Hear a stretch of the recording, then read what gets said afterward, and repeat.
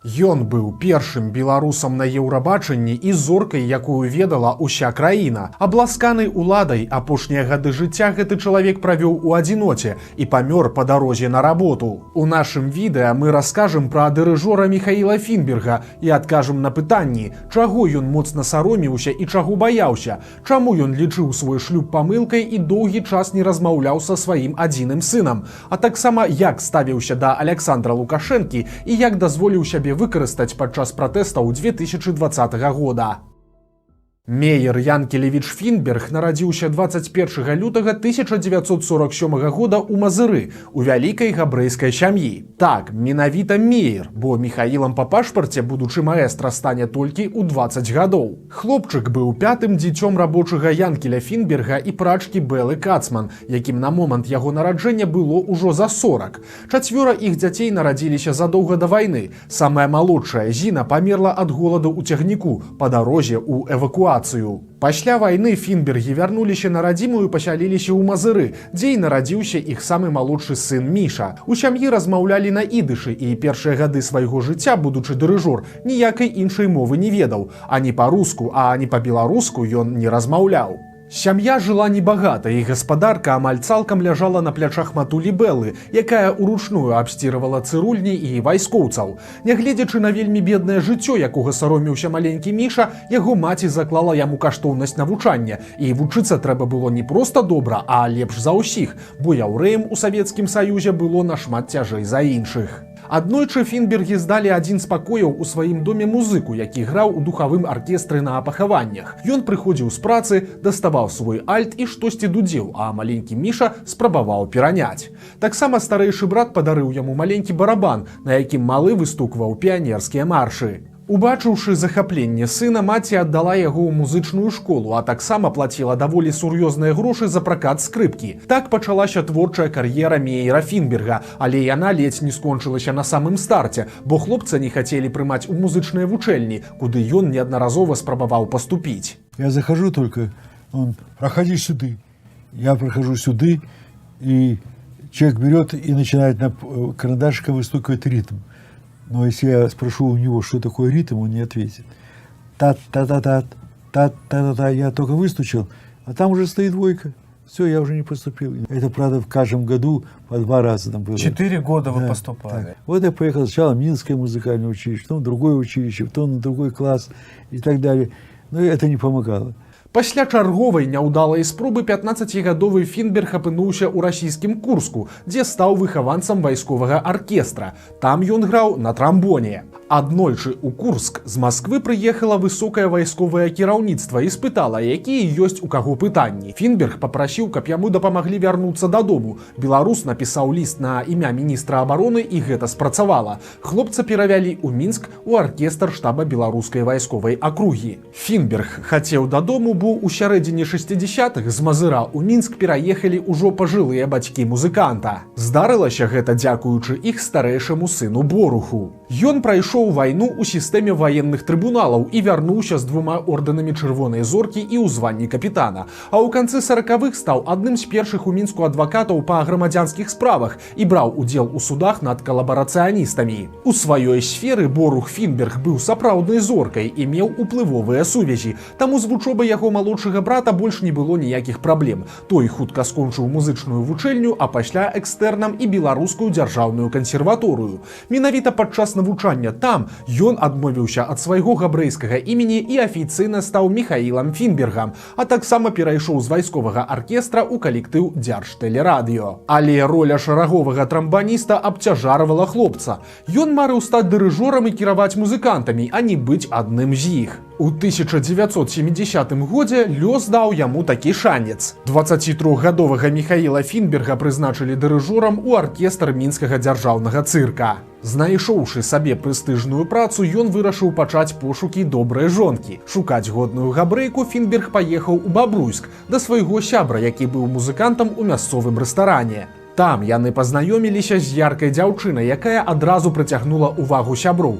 Модная кароткая прычоска, кароткая спадніца і сонечныя акуляры. Алла Гофман вельмі прыглянулася дырыжору. Дзяўчыне, якая была на 2 гады маладзейшай за хлопца, у сваю чаргу таксама прыйшлося даспадобы ягонае красамоўства. У той жа вечар кавалер апрануў касцюм і пайшоў знаёміцца з маці Аллы, якая была загадчыцай буфетам у рэстаране. Чырвоны дыплом кансерваторыі ўразіў жанчыну, і тая дала добро. Не прайшло і месяца пасля знаёмства, як Міхаіл Фінберг і Алла Гофман падалі заяву ў ЗАГС. Вяселле згулялі ў канцы лістапада таго ж 1970 года. Дзяцей жанілі 2 зусім розныя габрэйскія сям'і. Янкелю Фінбергу ўжо 70. Ён разам з крыху маладзейшай жонкай прайшоў праз беднае цяжкае жыццё і ўжо страціў 2 дзяцей.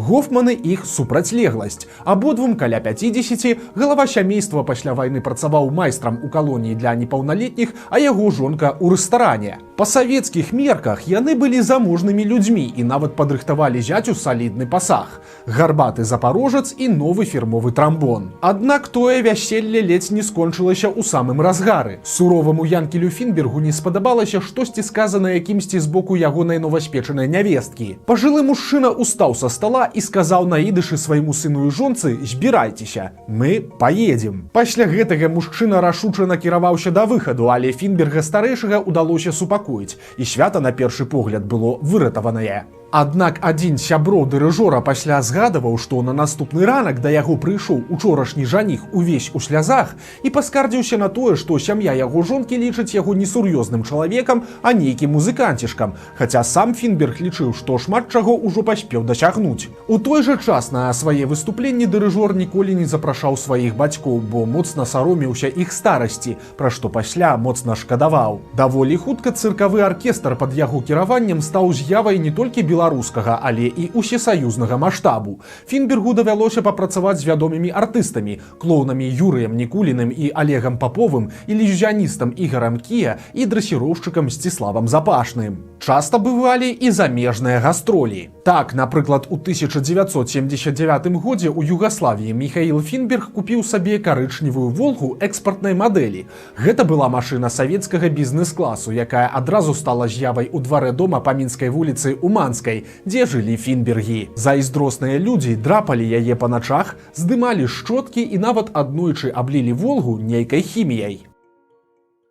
Першая палова 80-х была няпростым часам для Міхаіла Фінберга, які, здавалася, ўжо зрабіў сабе імя і аўтарытэт. Рэспубліканская наменклатура скептычна глядзела на актыўнага габрэя. На яго пісалі ананімныя даносы, а таксама праз паходжанне дырыжора не ўзялі ў камуністычную партыю. Фінберг перажываў гэта цяжка. Ён цалкам сівеў яшчэ да 40 гадоў, а таксама задумываўся услед за іменем змяніць і прозвішча, дзеля кар'еры ўзяць які-небудзь нейтральны псеўданім, але на гэты крок ён так і не пайшоў. Сам дырыжор быў пры гэтым вялікім патрыётам сваёй краіны. Будучы яўрэем, ён быў катэгарычна супраць рэпатрыяцыі. Сваім сябрам Фінберг скардзіўся на тое, што яшчэ 70-х яго запрашалі праехаць у Ізраіль, але ён быў катэгарычна супраць, бо лічыў сябе ў першую чаргу савецкім і беларускім грамадзянінам і толькі ў другую габрэем. Перажыць складаныя часы Міхаілу Фінбергу дапамагалі 2 мэтры беларускай культуры – кампазітары Яўген Глебаў ды Ігар Лучанок. Яны з задавальненнем супрацоўнічалі з яго аркестрам, а з іх асабістымі адносінамі звязаная адна паказальная гісторыя. І Глебаў, і Лучанок любілі прыходзіць у госці да дырыжора, прычым абодва недалюблівалі адзін аднаго, таму наведваліся ў розныя часы. У сваёй кватэры Фінбергі захоўвалі партрэты 2 кампазітараў, і перад чарговым візітам галава сямейства папярэджваў сына ці жонку, чыё фота трэба паставіць на кніжную паліцу. Гасцей цешыла такое стаўленне да сябе, але насамрэч за гэтым хаваўся адзін з сакрэтаў сям'і дырыжора. Так, партрэтамі ад чужых вачэй закрывалі кнігі габрэйскага пісьменніка Шолама Алейхіма. Лёс звёў Міхаіла Фінберга яшчэ з адным беларускім класікам. Аднойчы ў лечкамісіі ён апынуўся з Уладзімірам Караткевічам незадоўга да яго смерці. Пісьменнік ласкава называў дырыжора Міхаськам і прасіў прынесці яму выпіць. Фінберг не адмаўляў і гэтым наблізіў Караткевіча да сябе. Уладзімір Сямёнавіч вучыў свайго маладога таварыша правільнаму беларускаму вымаўленню. У 1985 годзе да ўлады ў СССР прыйшоў малады Міхаіл Гарбачоў. Пачалася перабудова, а праз 2 гады беларускае міністэрства культуры прыняло рашэнне стварыць новы дзяржаўны канцэртны аркестр. Яго галоўным дырыжорам быў абраны ніхто іншы, як Міхаіл Фінберг, якому тады толькі споўнілася 40 гадоў. Яму давялося з нуля набіраць музыкантаў і спевакоў. Часта гэта рабілася проста па рэкамендацыях калег. Так у аркестры Фінберга летам 1987 года з'явіўся малады спявак Александр Саладуха, выступленне якога прыкмеціў у рэстаране сябар і калега дырыжора. Але Фінберга хапіла толькі на год, бо ўжо летам 88-го спевака звольнілі за правнепрыдатнасць. Ровно год, с 1 августа 87 по 1 августа 88. Нет, и потом проф не переводят? И вот я помню, первая поездка в Польшу, меня не берут, и на первый фестиваль польской песни в Витебске, 1988 год, в июле месяце, едут все звукорежиссеры, все монтировщики, все, кто носит шнуры, все артисты, все вокалисты, Саша, Ядя, Коля Скориков, Таня Орловская, Саша Солодуха остается дома. Я со слезами у телевизора смотрю, мама, отец, меня не взяли, да. Дысцыпліна і абавязковая музычная адукацыя былі дзвюма ідэямі фікс Міхаіла Фінберга. Таксама ён быў катэгарычным прыхільнікам сухога закону ўнутры калектыва, а Саладуха не мог пахваліцца ні дыпломам кансерваторыі, ні адсутнасцю праблем з алкаголем. Высвятляць прычын свайго звальнення ў дырыжора ён не стаў і пайшоў у сольнае плаванне. Акрамя таго, што Фінберг адказваў за музычную частку свайго аркестра, ён на сабе цягнуў і менеджерскую нагрузку. Мастацкі кіраўнік клапаціўся пра тое, дзе і як жывуць яго музыканты, замаўляў транспарт і арганізоўваў розныя фестывалі ды гастролі. У той жа час для яго было жыццёва важным выканаць дзяржаўны план па канцэртах. У музычных колах Мінска была нават адмысловая прымаўка. Калі за справу браўся Фінік, то справа мела добры вынік.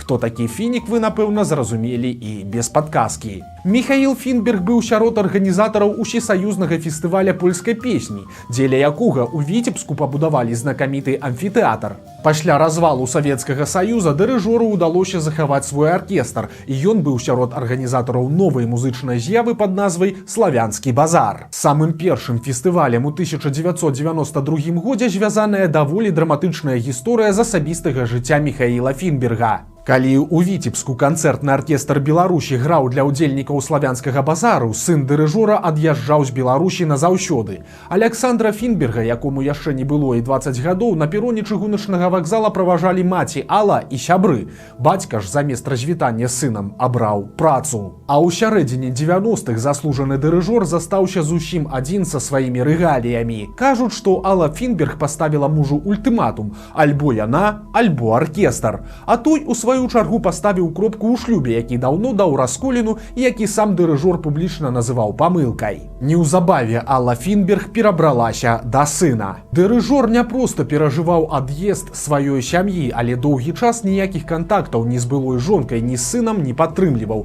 І ў інтэрв'ю, і ў прыватных размовах з сябрамі ён нават казаў, што ў яго няма ніякіх сваякоў у Ізраілі. Я когда бывала там даже в Израиле, да, то там я встречала родственников, которые ко мне подходили. Вот двоюродный брат, например, подходил, передавал ему привет. Вот я говорю, если ты хочешь, может быть, как-то наладить связи, я помогу. И он мне сказал: нет, ты знаешь, не надо. Я говорю, ну почему? Это же, в общем, такая боль. И он вот так по-человечески просто мне как-то сказал: ты знаешь, мне так легче. Вот буквально такой интонацией. Перажываць страту Міхаілу Фінбергу дапамагала праца. Ён уставаў о 5 раніцы і заўсёды хадзіў на працу пешкі. Канцэртны аркестр Беларусі складаў праграмы на вершы беларускіх паэтаў, ладзіў буйныя фестывалі, а таксама прасоўваў культуру на экспарт. Мала хто ведае, але менавіта Фінберг быў першым беларусам на прэстыжным конкурсе «Еўрабачанне». У 1995 годзе яго ўзяў з сабой у ірландскі Дублін прадстаўнік Расіі Філіп Кіркораў, бо тады ўсе ўдзельнікі павінны былі выступаць з аркестрам. Расіянін заняў толькі 17-е месца з 23, а Фінберг пасля абураўся, што яго досвед аказаўся нікому не цікавым на радзіме. Акрамя таго, ён лічыў, што прадстаўніка Беларусі павінна вызначаць спецыяльная мастацкая рада. Должен быть худсовет Министерства культуры, которого у нас нет. Понимаете?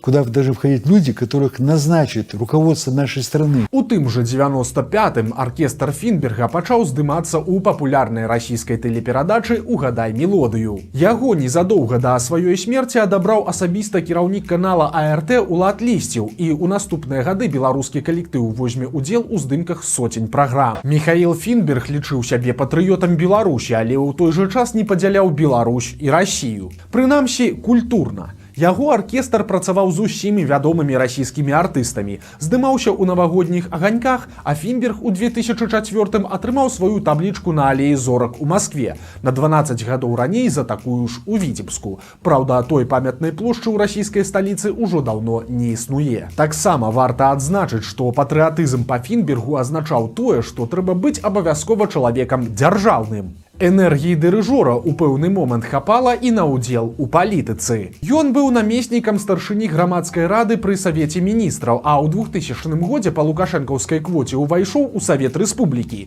Фінберг быў сенатарам 8 гадоў, якія змясцілі ў сабе рэферэндум, што дазволіў Александру Лукашэнку правіць да канца жыцця, а таксама чарговае яго пераабранне ў сакавіку 2006 года. Чем вы гордитесь больше всего? Я горжусь своей страной, я горжусь своим президентом. З гадамі тэмп працы Фінберга не спыняўся. Яго аркестр даваў дзясяткі канцэртаў штогод і нязменна браў удзел у славянскім базары.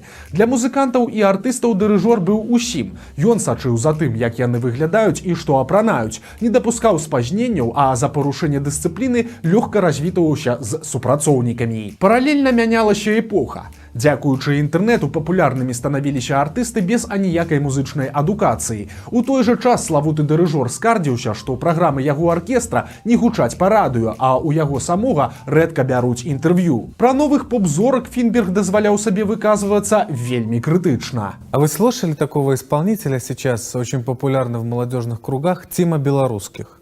Нет, я не слышал и слышать не хочу. Потому что надо называть свою фамилию, имя, отчество. У меня не такая красивая фамилия, не такое красивое имя, отчество. Какое есть, я никогда не менял и менять не буду. Яшчэ больш негатыўным было меркаванне народнага артыста Беларусі наконт падзей 2020 года. Восенню аркестр пад кіраваннем Міхаіла Фінберга запрасілі сыграць цэлы цыкл канцэртаў на сцэне Купалаўскага тэатра, з якога на знак пратэсту супраць гвалту сілавікоў сышлі амаль усе акцёры і супрацоўнікі. Артысты калектыва не хацелі выступаць на гэтай сцэне і спадзяваліся, што кіраўніцтва здолее адмовіцца, але Фінберг заявіў, што трэба любіць сваю краіну і што тыя, хто выходзіць на вуліцу, гэта бандыты. А на пытанне пра бел-чырвона-белы сцяг адказаў, што ў яго жыцці быў толькі адзін сцяг – чырвоны. У выніку канцэрт у Купалаўскім тэатры ўсё ж адбыўся, і на яго прыйшлі ўсяго 11 чалавек. Але тут важна сказаць, што на той момант Фінбергу было ўжо 73 гады. У яго былі праблемы са здароўем, і яму ўжо было цяжка працаваць. Ён дырыжыраваў седзячы.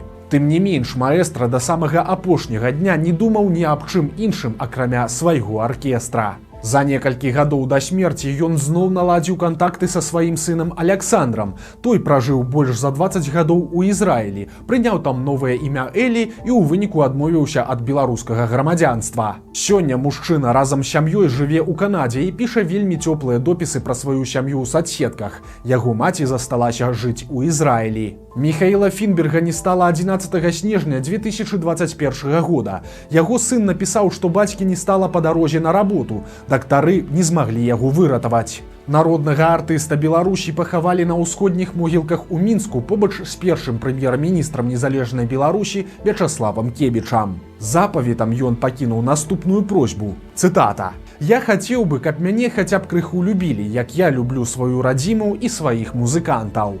У верасні 2023-га на магіле маэстра з'явіўся беларускамоўны помнік. Прычым яго стваральнікі дапусцілі памылку, якую інакш як тупой не назавеш. У слове Міхаіл яны напісалі рускую літару «І». Наўрад ці пры жыцці Фінберг ацаніў такое нядбалае стаўленне да працы і да сябе. Сёння аркестр, які дырыжор стварыў і дзе працаваў 34 гады, носіць імя Міхаіла Фінберга. У пасёлку Мір з'явілася вуліца ў яго гонар, а у Мінску і Маладзечне мемарыяльныя дошкі. Вуліца Фінберга ў Мінску, здаецца, гэта толькі справа часу. І гэта славуты дырыжор заслужыў па праве, нягледзячы на заявы ў апошнія гады свайго жыцця.